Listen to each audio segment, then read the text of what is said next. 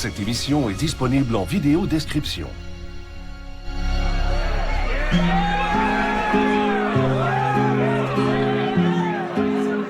J'entends encore les frères Morissette nous répéter la famille.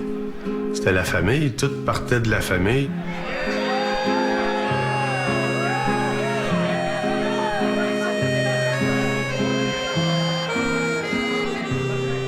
On était vraiment particulièrement tissés serrés. Il y a une chose qui est sûre, c'est qu'ils ont brassé l'équipe. Ils ont brassé l'équipe pour aller au bout. Cette année-là, les frères Morissette ont trouvé la recette gagnante. C'est terminé enfin! La coupe qui revient au Québec! Jamais accepté d'être deux. C'est premier ou rien. Avec mon char de course, j'aime mieux rentrer dans le mur que finir deux. Je dis une chose, Jean-Claude Morissette, il disait, accepte pas de perdre. Un perdant était pas admis. C'est aussi simple que ça. On n'aurait pas pu dire qu'on était finaliste à la Coupe Memorial. Il fallait gagner. C'était ça ou rien. Si on veut jouer au hockey, il n'y a pas d'équipe qui pouvait jouer au hockey avec nous. Si ça voulait brasser, il n'y a pas d'équipe qui pouvait brasser avec nous. Le casse-tête était pas mal complet, là. Cette année-là, il n'y a pas une équipe qui nous aurait arrêtés. On aurait tout gagné. Le mot-clé des prédateurs de Granby, c'était le respect. On en a parlé toute l'année. Le seul temps que ça a sorti, c'est quand on était autour de la coupe, les gars ont commencé à crier « respect ».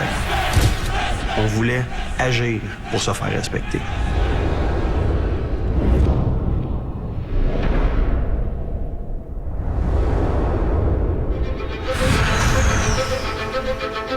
C'était une organisation qui n'avait pas eu beaucoup de succès là, dans les dernières années. Là. J'ai des souvenirs qu'on avait eu une séquence, c'est-à-dire de 26 matchs sans victoire cette année-là. Quand t'affrontais d'autres équipes, t'avais moins de respect, t'étais pas vu comme une organisation solide. On travaillait fort, on avait quand même des bons joueurs, mais il nous manquait là, vraiment des leaders qui avaient gagné auparavant. Je pense à Martin Chouinard, je pense à Xavier Deville, Fred Deschênes comme gardien de but. On avait déjà un noyau, mais un noyau qui savait pas encore gagner puis qui s'était pas encore fait montrer à gagner à ce moment-là. Quand je suis arrivé à Granby, il n'y a aucune unité. Ça prend plus qu'un homme, ça prend un groupe d'individus pour passer à travers la situation. Si on gagnait, on était content, on perdait, on s'en prend la prochaine partie. Chacun faisait à sa tête. Il y avait zéro discipline à l'intérieur de l'équipe. Puis c'est vraiment par la suite, à ma 3e saison à Granby, là, que le tout a débloqué, là, mais avec des changements majeurs qui sont arrivés avec l'organisation.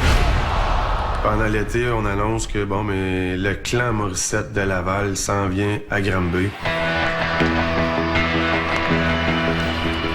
Les gens de Granby, les propriétaires de Granby, les anciens propriétaires de Granby savaient très bien qui on était, puis qu'est-ce qu'on ferait, puis qu'est-ce qu'on voulait faire.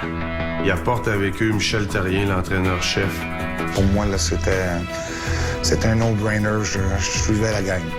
Michel m'approche, il me dit « Steph, faut vraiment que tu t'en viennes avec nous autres. C'est là que ça va se passer. Ça fait 2 fois qu'on l'échappe, on peut pas l'échapper une autre fois, puis bon. » Il s'est joint à notre gang, puis il a continué le travail qui avait déjà été commencé à l'époque avec le Titan de Laval. Puis la loyauté, je pense que c'est important. Il y avait Francis Bouillon qui venait d'arriver aussi, il y avait Daniel Gonneau qui se sont greffés à l'équipe. Il amenait 3 joueurs d'attitude en moi, Daniel Gonneau, Frédéric Jobin. C'était des joueurs que j'avais joué contre les années avant. Je savais la qualité de joueurs qu'ils étaient. Je me souviens d'avoir posé la question à un certain moment à Jean-Claude. Il a dit « Stéphane, quand on déménage de maison, on a le droit d'amener nos meubles. » J'avais l'impression qu'on partait de notre gang, on s'en allait à Granby, on s'en allait faire la business, la job qu'on avait à faire. Le gros point qui est arrivé avec ces changements-là, c'est l'attitude. Le mot défaite, c'était plus accepté. T'sais, lui, gagner, Michel, là, c'était quelque chose. Là, il était content de gagner, mais quand il perdait, là, il sait ça perdre, là, c'est incroyable. Je l'avais dans moi, mais je l'ai appris aussi avec la famille de Morissette. C'est des gens qui acceptent jamais la 2e place, puis c'est contagieux. Puis on avait un groupe de joueurs qui étaient vraiment embarqués dans cette philosophie-là. D'entrée de jeu, mon père me dit « Hey, vous allez marcher fesses serrées cette année, les amis, il se passe quelque chose, ça sera pas le Club Med à Granby. » Automne 95, un speech qui m'a complètement assis les jambes. On voulait être vraiment clair. que c'était quoi les objectifs. Les gars, il dit ici, là, il dit on a une mission. Il dit ceux qui embarquent dans le bateau au début de l'année, c'est rien de moins que le trophée Jean Rougeau, la Coupe du Président et la Coupe Memorial. Ceux que ça leur tente pas d'embarquer dans cette aventure-là, prenez vos affaires, allez-vous-en tout de suite. Ceux qui restent, allez mener vos poches. Dans une demi-heure, évaluation physique avec Steph, c'est parti. Ça fait 2 saisons que t'es pas dans cet environnement-là, puis là, t'entends ça, puis tu restes bête un petit peu parce que t'es pas habitué à ça, là. Voyons, je pense vraiment là, que c'est vraiment la Coupe Memorial que ça prend, là. Te faire dire ça par des gagnants, ben en partant, t'as comme pas le choix d'embarquer puis de croire, dans le fond, là, tu sais. D'entrée de jeu qui disent ça, c'était « Wow, là, on embarque, là, puis j'étais là l'année passée, c'est sûr que je m'organise pour être dans l'équipe encore là cette année. » Puis là, je rentre dans le bureau à Mike, je dis « OK, ça va être de même. » Il dit « Steph, il dit « C'est ça ou rien. » Je voulais m'assurer que chaque joueur comprenne le défi qui nous attendait cette saison, puis c'était la Coupe Memorial, rien de moins. Si on n'a pas ça, c'est un échec total. Fait que là, c'était OK, let's do this. Quand le camp d'entraînement a commencé, Michel, dans le fond, lui m'a rencontré dans son bureau. En communiquant, tu demandes toujours au gars qui c'est quoi le travail qu'il pense qu'il l'attend. J'ai dit, ben, capitaine, c'est toujours un gars qui va amener le leadership, qui va faire les sacrifices pour faire gagner son équipe, qui va essayer d'emmener les gars avec lui de son côté pour bâtir une famille. Des choses qu'un entraîneur veut entendre de son capitaine. Mais arrête tout de suite, il dit... Pour moi, le capitaine des Prédateurs de Granby, ça veut dire que tu vas être le premier joueur à lever la Coupe de Montréal après Guy Lafleur, ça faisait 25 ans.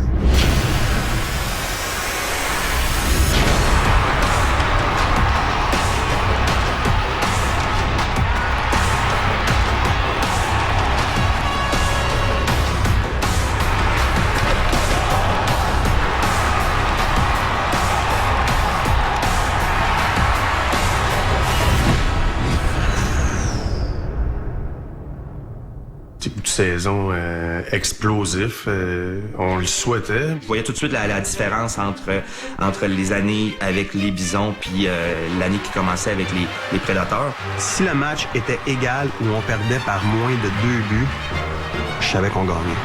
Puis non seulement je savais qu'on gagnait, les joueurs le savaient. Je pense qu'on était en conditions physiques exceptionnelles. On avait des entraînements depuis le début de l'année, hors glace. On était suivis là, vraiment très, très serrés. Ils sont pas capables de nous suivre en 3e période. À égalité, c'était fini. On montait le tempo. Le fait qu'on avait un préparateur physique qui était incroyable, puis il savait aussi comment bien gérer l'équipe, mais ça nous aidait vraiment en 3e période dans les fins de match. Là. Ce qu'il fallait faire avec notre entraînement, c'était d'instaurer et d'implanter une culture de travaillant, de gagnant. Stéphane est vraiment là pour nous inculquer c'est quoi l'entraînement pour qu'on soit capable de devenir une équipe gagnante. Les joueurs n'ont pas la même attitude avec moi qu'ils ont avec Michel Therrien. Moi, je suis comme... Je suis un entraîneur, mais je suis friendly. Parce que, tu sais, je suis comme le go-to guy. Les gars viennent me jaser, mais ils peuvent me jaser d'à peu près n'importe quoi. Fait que la dynamique est différente. Stéphane, qu'est-ce que j'ai aimé, ça a été comme un frère pour nous autres. C'était pas juste un... Stéphane, là, il était capable de faire la part entre le coaching staff et les joueurs. C'est un gars qu'on peut faire confiance. Lui, il avait réussi hors glace, je trouvais, à nous faire des jeux qui étaient le fun, qui faisaient que tout le monde ensemble, ben, on tripait, puis on avait du fun à travailler hors glace. S'il y a des joueurs qui n'étaient pas contents de me voir, je ne l'ai pas senti de l'année.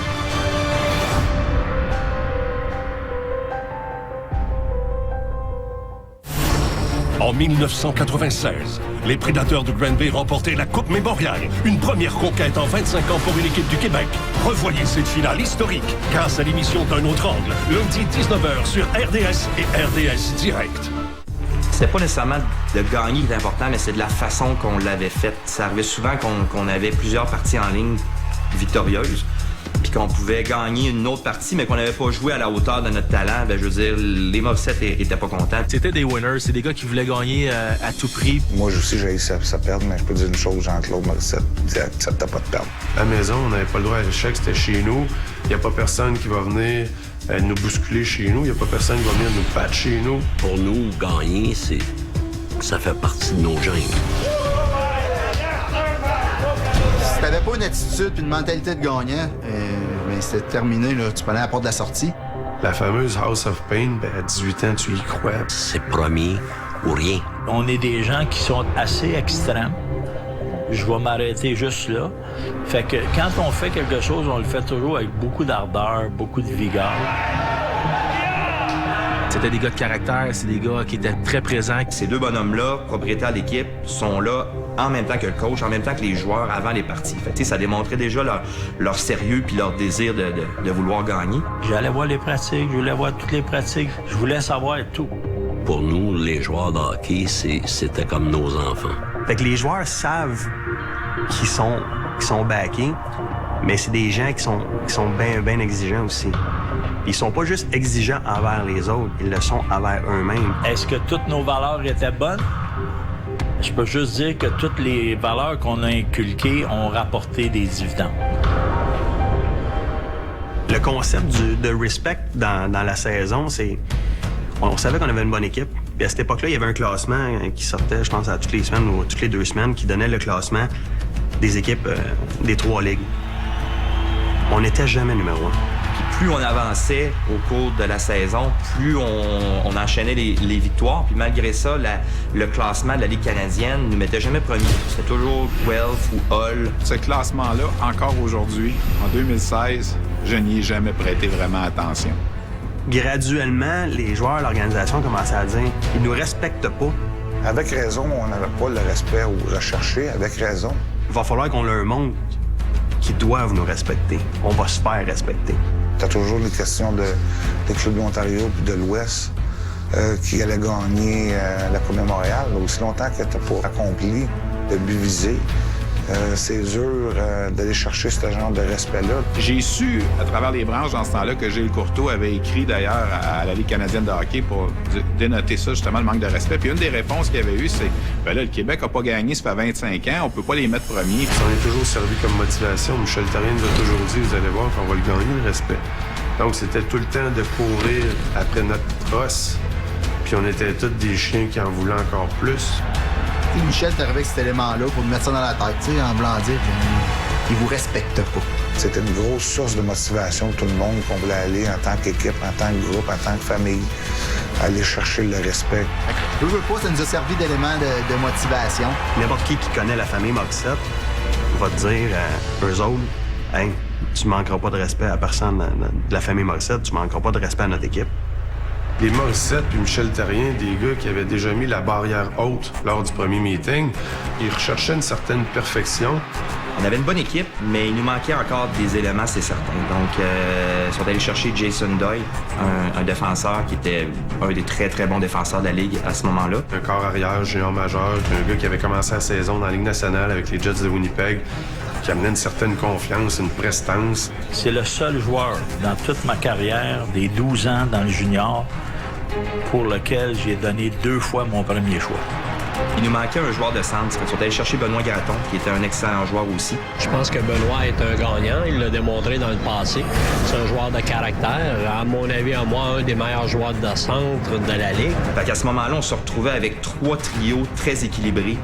Honnêtement, là, on pouvait pas savoir c'était qui le premier trio puis le troisième trio. C'était juste de rajouter les éléments pour avoir de la profondeur. T'sais, il nous parlait de la Coupe Memorial depuis le début de l'année, puis là, il venait de rajouter les éléments que ça prenait pour y aller. Après la transaction qui a amené Benoît Gratton et Jason Doyle à Granby, quelques matchs qui roulent, puis Michel me dit « On n'a pas tout. » On avait des joueurs de caractère, on avait des joueurs de finesse, robustes, mais il nous manquait un élément. Pour se faire respecter, pour pas que nos bons joueurs se fassent abuser sur la glace. À ce moment-là, il y a un joueur qui est convoité par plusieurs équipes, c'est Georges Larac. Durant l'échange, quand j'ai passé du laser au Prédateur de Granby, Dave Morin, le propriétaire des lasers de Saint-Hyacinthe, m'a donné le choix. Ou aller à Hull ou aller à Granby. Moi, je détestais Michel Therrien, puis je voulais rien savoir d'aller jouer à Granby. Entre-temps, j'avais parlé à Sami Nastradine, que j'avais joué avec lui, Bantam 2A, parlé à Francis Bouillon, Jason Doyle. Puis en leur parlant, ils m'ont convaincu de venir à Granby. Quand on arrêtait à Mont-Laurier, c'est là que j'ai entendu Normand Flynn sacré parce que la transaction était faite. Puis il venait de la faire juste avant la date limite. Il était tellement fâché que le trainer, Reynald, est venu. Puis au lieu de venir mon sac de hockey avec mes bâtons, Normand a dit « Vide-moi ça dans un sac de poubelle ». Il voulait même pas que je m'en aille avec la poche du laser de Saint-Hyacinthe. Le message qui était envoyé par l'organisation, c'était bien au-delà de dire « OK, là, nous autres, avec, on a un tough. Puis on n'a pas un tough, on avait le tough au pays. Là. Je veux dire, c'était la cerise sur le sundae. On ne savait pas qu'il marquait le début, la première période. Fait qu'on a décidé de mettre son nom sur la liste, puis s'il était prêt à arriver, mais on prendra, puis on lui parlera si ça est en train de jouer ou non. J'arrive à Drummondville, puis là, Michel, il rentre bien vite parce que il est sur le banc, mais il descend bien vite sur le côté. Il dit « Mais habille-toi juste, t'assurer avec les gars, puis pour les encourager. » Je pense même pas que je vais jouer, fait que je mets mon stock, mais pas trop, c'est pas comme tu le mets pour un match, c'est pas trop serré, bien normal. Michel, il disait « Georges, sais-tu quoi? Si je te fais commencer la 3e, là, mais tu peux patiner en rond un peu, tu vas pouvoir te dégourdir les jambes, ça va t'aider. » Là, quand il a dit ça, j'ai dit « OK. » Je peux pas dire non, vraiment. Joël Thériault vient me voir. « Georges, les scouts de Washington sont là, il faut qu'on y aille, il faut qu'on se pogne. » Quand Joël Thériault m'a dit ça, je capotais parce que j'étais comme « Je viens d'être échangé, j'ai plus de jambes, je suis brûlé. La pression que j'ai, c'est énorme. » Tu sais, Michel Therrien disait toujours une équipe de hockey, c'est comme un coffre d'outils. Tu sais, ça te prend une scie, ça te prend un tournevis, ça te prend un marteau. La RAC, c'était le marteau. Georges, c'est un gars qui était gaucher, fait que ramasse Joël, commence à se battre. C'est un super bon combat, puis à un moment donné, Georges a eu le dessus. Joël était rendu à terre. Honnêtement, ça a été une des belles batailles que j'ai vues. Georges Larac, il sert une leçon à Joël Thériault. Georges a voulu faire un statement en partant. Et je pense que ça a fait grandir et grossir les gars d'un petit pouce et demi, peut-être une dizaine de livres. Mais aussi, qu'est-ce que ça amène aussi? C'est la confiance. La confiance que cette équipe-là venait de prendre, c'était incroyable. Moi, je me suis, j'avais les bras dans les airs. Je vois encore les vidéos aujourd'hui, puis j'ai des frissons de ça. C'est la première impression que j'ai donnée en arrivant. C'était vraiment important que ça se déroule bien. Puis le but d'arriver à Granby, c'était vraiment pour qu'il y avait le gars le plus fort dans la ligue, puis on ne serait plus jamais intimidé.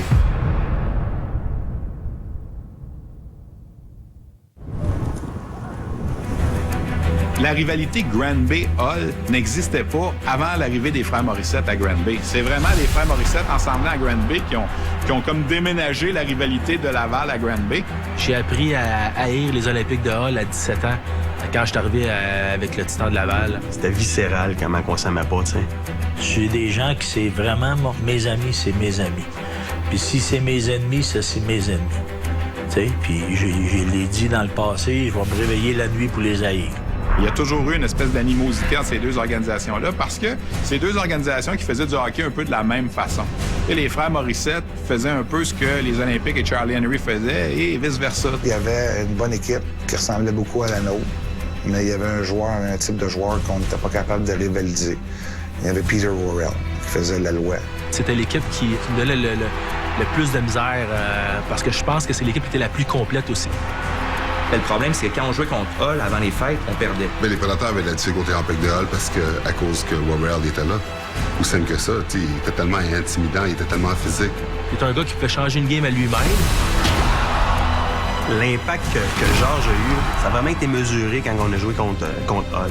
C'était une partie que, justement, là, qui a été beaucoup médiatisée. Là. Ça a duré peut-être durant une dizaine de jours avant. Les deux meilleures offensives contre les deux meilleures défensives. Puis c'était les deux gars les plus toughs, les deux plus gros de la Ligue qui s'affrontaient à ce moment-là. Ça faisait longtemps que ce match-là était encerclé. Puis je me disais, faut que je batte Worrell d'une façon définitive pour faire grossir mon équipe et rapetisser Hull, qui arrête de jouer physique contre nous autres puis on les domine à chaque fois. L'aspect Georges Worrell, il y a un build-up là-dessus. Là. La journée du match, je fais venir Georges dans mon bureau. J'explique à Georges que je les ai tous coachés, les toughs. Je dis, entre moi et toi, Georges, on fait pas d'histoire. T'es pas aussi tough que ces gars-là. T'sais. Il faut pas que je me batte contre Worrell. Je capote. Je dis, quoi? Il dit, je veux pas que tu battes contre Worrell. Là, je dis, comment ça? C'est pour ça que vous êtes venu me chercher. J'explique que je dis que j'ai le dernier changement, mais je veux m'assurer qu'il n'y ait pas de choses qui vont être malheureuses à la patinoire. Donc, vu que je pense que Peter Worrell est plus fort que toi, fait qu'on peut psychologiquement pour nos joueurs, mais c'est pas une bonne affaire. Donc, lui, il est piqué au vif, c'est sûr. Tu penses que je vais perdre contre Worrell? Jamais de la vie. Je vais le tuer. Oublie ça, il n'y a aucune chance. Tu veux pas m'écouter, mais t'es mieux de faire la job parce que je vais m'occuper de toi après. Donc, c'est une force de motivation, bien beaucoup plus que d'autres choses. Moi, où je suis, je le vois juste sortir du bureau de Michel, puis il rentre dans la chambre. Je me tourne la tête, je regarde Michel. Michel, il me fait « Il est prêt. » Même Francis Bouillon, après le meeting, il pensait que Georges filait pas parce que là, il en faisait plus de joke dans la chambre. Il était bien concentré puis il avait déjà chaud. Je pouvais pas manquer mon coup. Fallait pas que je le manque pour envoyer le message à tout le monde, à toute la ligue, qu'il n'y a plus personne qui va abuser les prédateurs de Granby.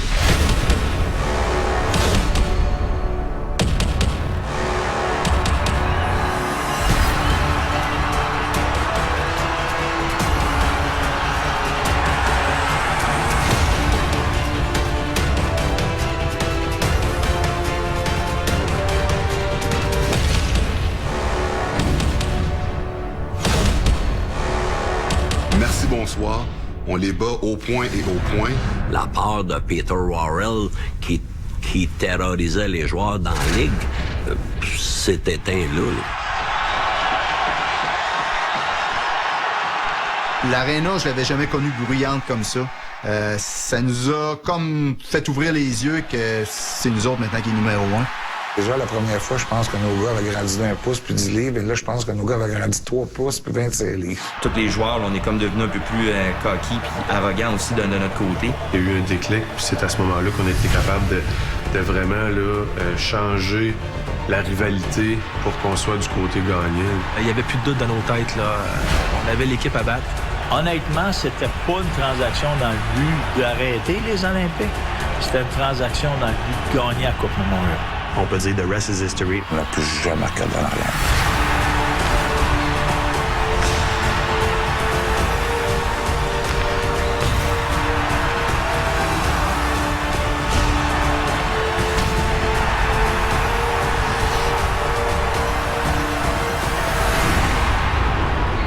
Quand on a gagné le trophée Jean Rougeau, c'était un match à la maison contre les Moussettes d'Halifax.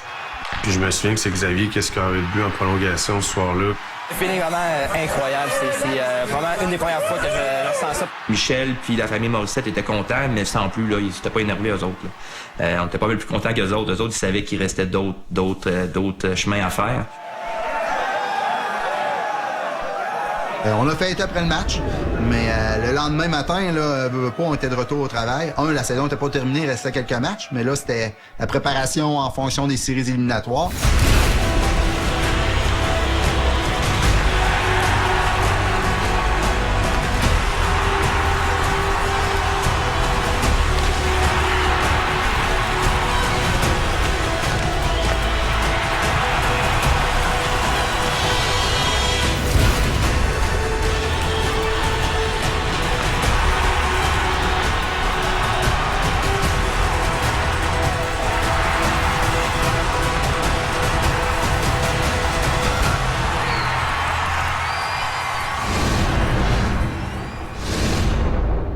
La finale de la Ligue d'hockey junior majeur du Québec cette année-là, curieusement, ça a été contre les Harfans de Beauport.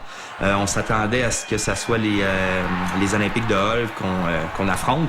Puis les Olympiques de Hull ont perdu en demi-finale. En ayant une finale Granby-Beauport, je ne fais pas de cachette qu'on devait être à peu près 6-7 gars qui venaient de la région de Québec. On savait qu'on jouerait la finale de la Ligue d'hockey junior majeur du Québec chez nous à Granby, mais en même temps chez nous au Colisée de Québec. Cette série-là n'a pas été facile là, non plus, mais en même temps, on savait qu'on était confiant de passer au travers.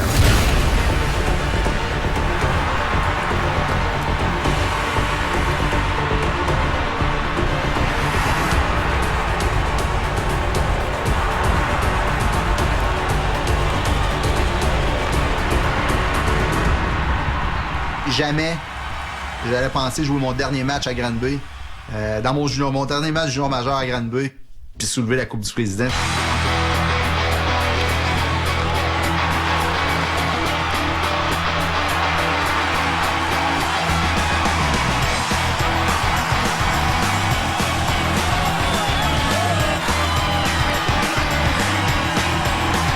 À chaque fois qu'on franchit une étape, on se dit on n'a rien gagné, on n'a rien franchi. Le but ultime est à venir. Je me souviens de ces mots-là, mot pour mot. Puis, comme j'ai regardé, là, on vient de gagner la Coupe du Président, mais ils sont pas satisfaits, ça suffit pas. Première pratique, après la Coupe du Président, c'est 1 heure pas de puck. Fait que là, tu te dis, attends un peu, là, on s'en va pour quelque chose, il se passe de quoi? On a gagné quoi, là, la Coupe du Président? On se rappelle qu'il y a plusieurs équipes qui ont gagné la Coupe du Président, puis avant de partir pour aller à la Coupe Memorial, ils faisaient une parade dans le ville. Puis là, c'était le champagne, puis là, le jeune qui a 16 ans, 17 ans, 18 ans, pour lui, mission accomplie, là. À ce moment-là, tu penses que tu as vécu ce qu'il y a de mieux, mais le meilleur est à venir.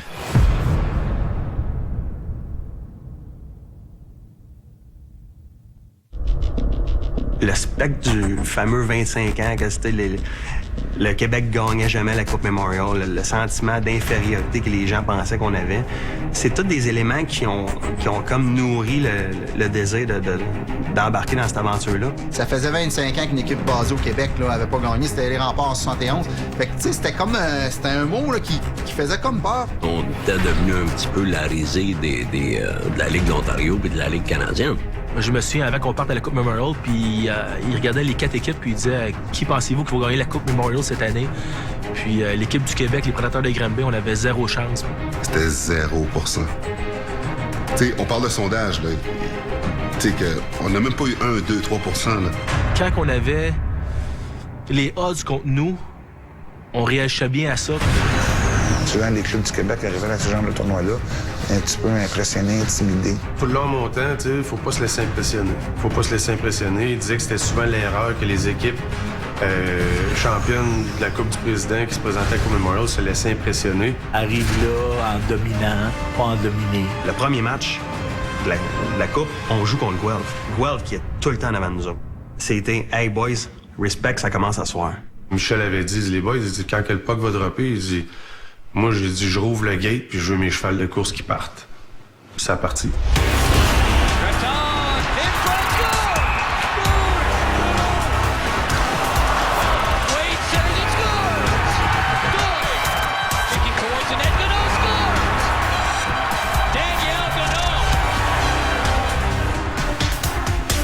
Il y avait des prédateurs qui étaient en mission, qui étaient préparés. Puis il y avait le Storm de Guelph qui s'en venait là pour 10 jours de vacances. Je pense qu'on a donné un message très clair à la Ligue qu'on n'était pas là en touriste. Là, il y a peut-être des yeux qui ont commencé à regarder, ils sont peut-être à prendre au sérieux cette année. Là. On est jeunes, hein, fait qu'on s'enfle la tête peut-être rapidement aussi. Fait que là, on se pensait peut-être un peu meilleur que ce qu'on était ou de ce qu'on devrait être. Ça nous a peut-être joué un tour pour la prochaine game après. Là.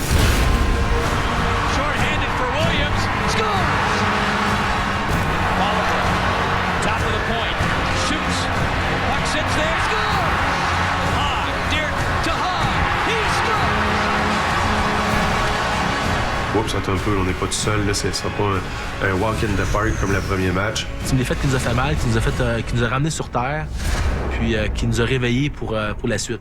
Puis c'est à ce moment-là que Mike a préparé son équipe pour que justement, quand on est arrivé, ben, on était prêt pour Brandon.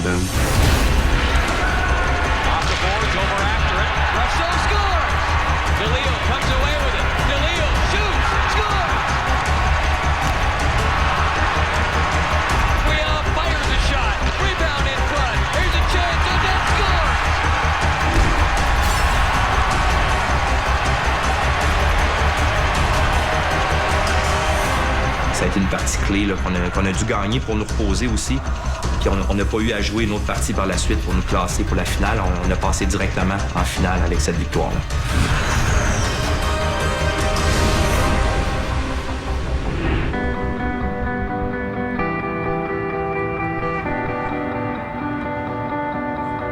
Comme activité, on a eu la chance d'aller au Temple de la Renommée. On était en groupe, tout le monde ensemble, puis on s'est comme donné un moment de répit. On voulait qu'ils se voient là. T'sais, on a emmené voir qu'est-ce que des grands joueurs de la Ligue nationale ont réussi à faire, puis dire à nos jeunes, ben, le moment est venu pour vous autres là, de passer à l'histoire. Les frères Morissette avaient décidé qu'ils laissaient un chandail des Prédateurs de Granby au Hall of Fame en nous disant, ben, quand on va l'avoir gagné, ils vont déjà avoir notre chandail. Le message qu'on leur a donné, là, c'est vous allez être là, vous vous en allez là. Je me souviendrai toujours de notre fameuse visite dans la tour du CN à Toronto. Je me souviens pas de qui a eu la merveilleuse et brillante idée à ce moment-là de dire, les gars, on va faire un pacte. On va se coucher dans la fenêtre du CN Tower où il n'y a absolument rien en dessous. S'il y en a un qui le fait pas, ça marchera pas, on gagnera pas. Moi, je suis un gars qui a toujours peur des hauteurs, là, puis je l'ai fait. Je te dirais pas que ma présence dans la vitre a été longue, mais je l'avais faite, puis ça cadrait dans le cadre que tout le monde avait fait le pacte, encore là, pour qu'on soit prêt à la grande finale. On était une équipe qui était très superstitieuse. Mon ailier gauche, c'était Philippe Audette. Je me rappelle qu'avant les parties, on prenait notre bâton, puis on le mettait dans le bol de toilette.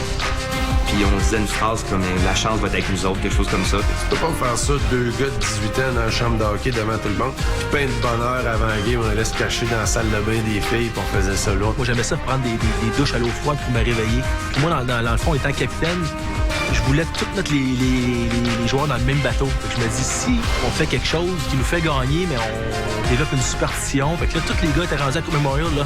Avant chaque game, tout le monde passait en douche à l'eau froide. Chaque joueur avait ses petites manies, puis on les connaissait tous. Hein? Puis on laissait faire le joueur, puis on savait que s'il avait fait ses affaires dans l'ordre qui devait être faites, ben là, le joueur, il allait être content, puis il allait jouer une bonne partie.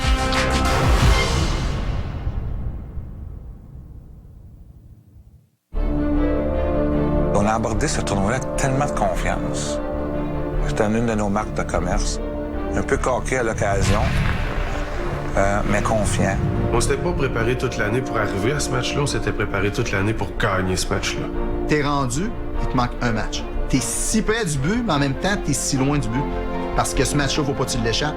Parce que si t'échappes ce match-là, c'est comme si t'avais rien accompli.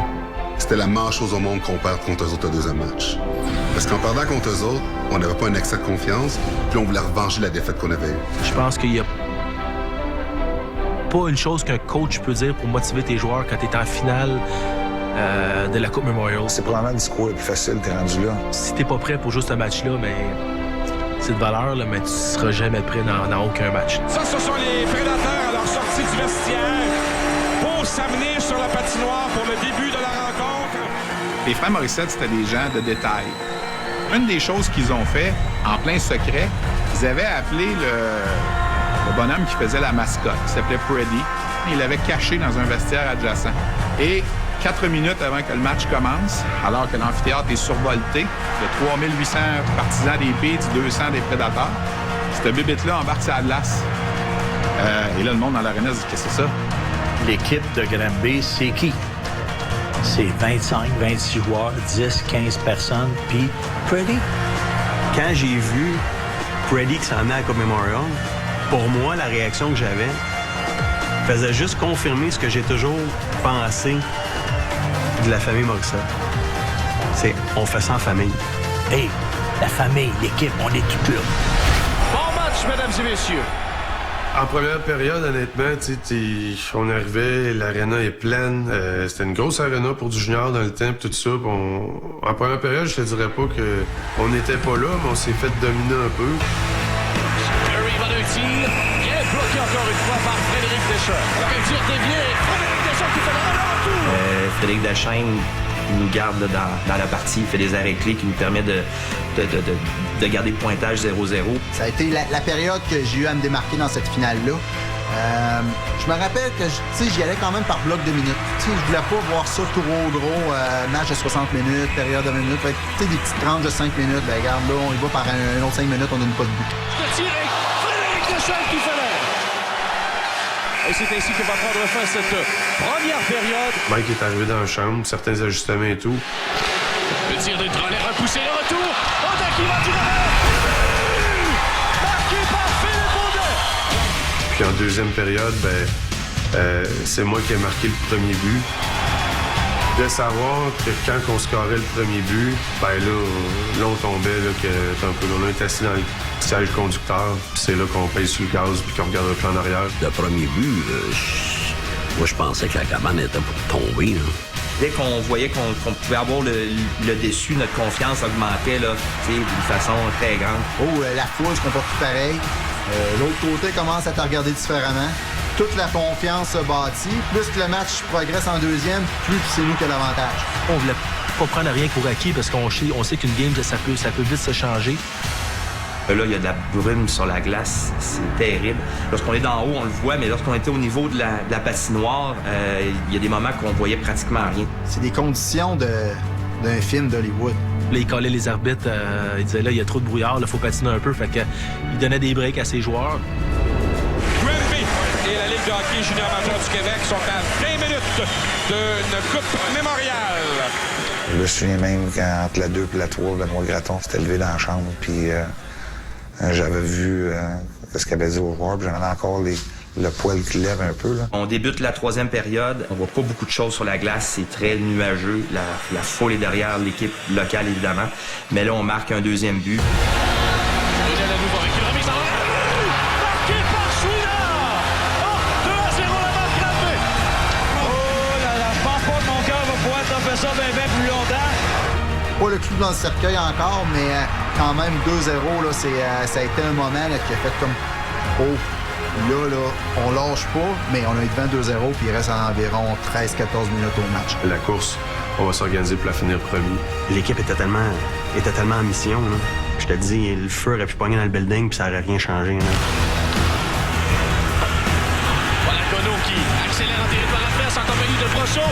Et le but! Marqué par David Brochot, c'est 3-0!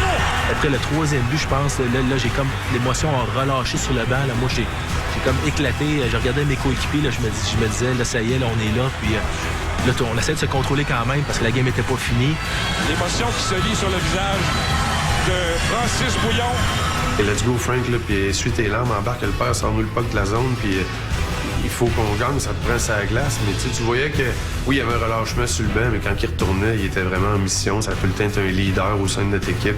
Tu te rends compte pourquoi tu travailles depuis le début de l'année, tous les efforts que tu as mis, c'est des moments là, que on regardait puis on savourait. Ici, ça va être ça. Le tir de but! Marqué par Daniel Godot. 4-0 là-bas. C'est nous autres les champions, encore habillés, en hockey, encore en train de jouer, on pouvait se dire, puis on le savait tout en dedans de nous autres qu'on ne se ferait pas marquer 4 buts dans les 2 dernières minutes de jeu, c'était impossible. 5, 4, 3, 2, 1, 0, c'est terminé enfin! La coupe qui revient au Québec!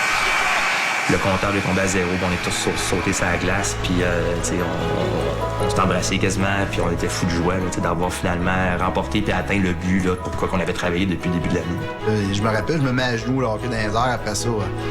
Il va ce qui devait arriver, là, je me retrouve en dessous de la pile, mais tu sais, c'est des moments que là, tu revois par la suite, mais c'est dur d'expliquer ce qui se passe à ce moment-là parce que c'est comme blackout. Mes batteries, là, l'eau, là, ils sont allumés. Tu sais, là, la pression vient de... Le sentiment d'avoir réussi, pourquoi on travaille depuis le début de l'année. Puis tu vois des joueurs qui pleurent, mais j'ai encore l'émotion. Tu sais, quand tu prends le livre puis tu vois encore que ton nom il est là, tu sais, t'es le seul qui a réussi 2 blanchissages dans ce tournoi-là. Puis t'es le seul qui en a eu un en finale. Tu sais, je mentirais de dire que ça fait pas un petit velours. Il était phénoménal. Aurait dû, à mon avis, être le joueur du match.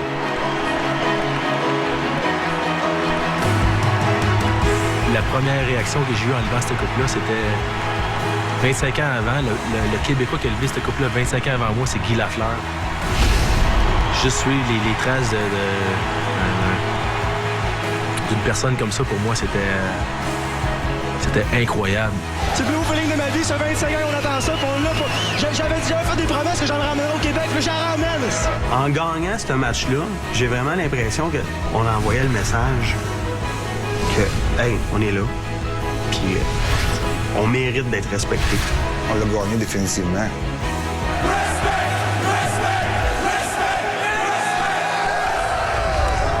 Vous avez donné 10 ans de votre vie au hockey junior. C'est rien d'avoir donné 10 ans de vie. Quand tu réussis, c'est de méchante gang de vrai. On le savait. On est là. Le Québec, on est là.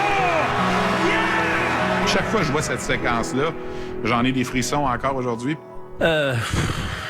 C'était une folie. T'as vu, j'étais dans une transe que j'ai jamais vécu. Tu sais, quand tu vois Jean-Claude Morissette, le Québec, on est là, c'est spécial parce que pour nous, c'était pas juste de gagner pour nous, pour les Prédateurs de Granby, c'était de gagner pour le Québec. Je voyais en plus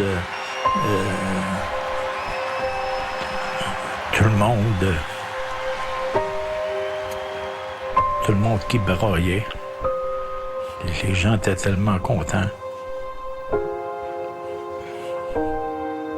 Mon fils était là.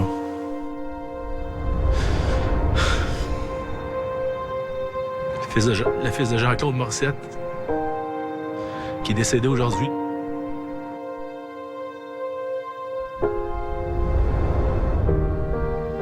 Il y a quelque chose qui est uni pour la vie, là. Tu vis pas des moments comme ça autour d'une saison puis accomplir quelque chose d'aussi important. Ça changera jamais. Que ce soit avec les joueurs, que ce soit avec la famille Morissette. Collectivement, c'est les plus beaux souvenirs de ma vie, ça c'est sûr. T'as des liens qui se sont tissés. Je prends par exemple, moi avec Xavier, ça a tout le temps resté probablement mon meilleur ami, là, fait que par l'amour d'un jeu, ben, ça a des belles répercussions pour une vie par la suite, là. On a tous fêté ça en équipe, en famille, là, quand c'est arrivé, puis on est parti le lendemain. Je me rappelle, Michel s'est levé dans l'autobus en avant. Comme une bombe. Je dis, voyons, qu'est-ce qui se passe là? Oh, on s'attendait pas à ça, hein, ce genre d'accueil-là. On s'attend qu'il va y avoir un peu de monde, mais on n'était pas à l'aide des réseaux sociaux. Sur la 10, là, on voit déjà des gens qui sont où sont les viaducs. Les gens qui sont en haut puis qui ont des banderoles, des prédateurs, puis qui nous attendent, puis qui nous mènent le chemin en autobus jusqu'à la ville de Granby. C'est lorsqu'on a tourné le coin de la rue de l'aréna Léonard-Grondin. On a vu une masse de monde, puis on est arrivé près du parking. Il va y avoir 1500 personnes peut-être dans le stationnement. C'est des moments là, inoubliables, magiques. Quand on est arrivé dans le parking, les gars, là, ils étaient comme... Il y en avait encore les yeux pleins d'eau de voir ça. Et je te compte ça, j'en ai encore des frissons. On a tout monté sur le dessus de l'autobus. Je sais pas si on avait le droit, mais on l'a pris. Puis tu sais, ça a viré que ça a fait des images exceptionnelles avec tout le monde. Tu sais, on voit ça encore à la télévision, on a tout le monde autour de l'autobus. On est sur le dessus, on se lève avec Montréal en équipe. C'est des moments inoubliables. Le nombre d'entrevues qu'on a dû donner, les places qu'on était invités. Moi, j'aurais jamais pensé que ça aurait l'impact que ça l'a eu. Ça va arrêter où, là? Tu sais, Canadiens, les expos, le premier ministre. Comment la ville a réagi, puis la parade, tout ce qui est arrivé, c'est là que tu réalises comment c'était gros. On peut pas demander une meilleure ambiance pour jouer dans le hockey junior. Ça l'a prouvé aussi durant la parade. Là, la parade avec, comme tu disais, les décapotables. Les frères Morissette ont voulu mettre ça gros, mais le monde a embarqué.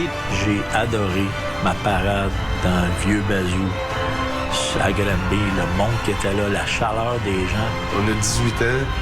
On vient de gagner la Coupe Memorial. 30 000 personnes qui sont là pour un défilé d'une équipe junior majeure au Québec. Je suis un gars de la Beauce. J'avais tellement de monde de la Beauce qui était descendu voir ça aussi. Ça avait pas de bon sens. Donc, je me pensais sur la rue Sainte-Catherine. Pour nous autres, c'est notre Coupe Stanley, c'était gros. Je pense que ça donnait une certaine confiance et un certain respect à la Ligue de hockey junior majeure du Québec. Les autres équipes ont visé. Nous autres, on va être les prédateurs de Granby. Je pense que les quelques années après notre victoire, il y a eu des équipes de la Ligue de hockey junior majeure du Québec qui ont gagné la Coupe Memorial.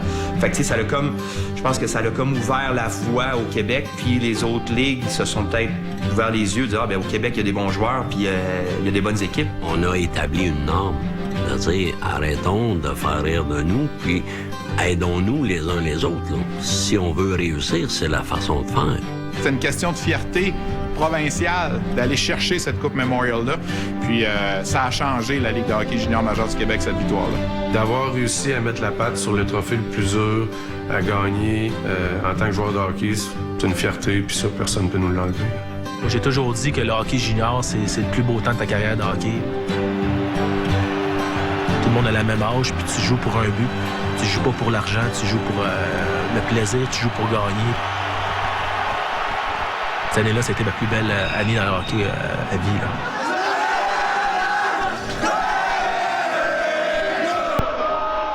La plus grande réussite, c'est d'avoir l'esprit de famille, l'esprit d'équipe qui régnait là, qui était un esprit de gagnant. Moi, ce que je souhaite que les jeunes apprennent, que si tu veux, tu peux aller où tu veux.